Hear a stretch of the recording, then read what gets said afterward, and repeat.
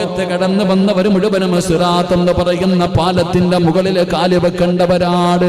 എന്റെ പ്രിയപ്പെട്ടവര്, അതിന്റെ മുകളിലേക്ക് കാല് വെച്ച് കഴിയുമ്പോ റസൂലുള്ളാഹി തങ്ങൾ പറയുകയാണ്, അസ്സിറാത്തു അലാ ജഹന്നം മിസ്ല ഹർഫി സ്വൈഫി.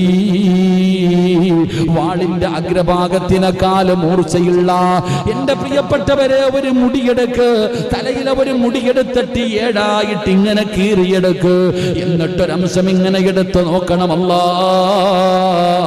എത്ര നേർമയാണോ! ഇതുപോലെയാണ് സിറാത്തിന്റെ പാലമിരിക്കുന്നത്.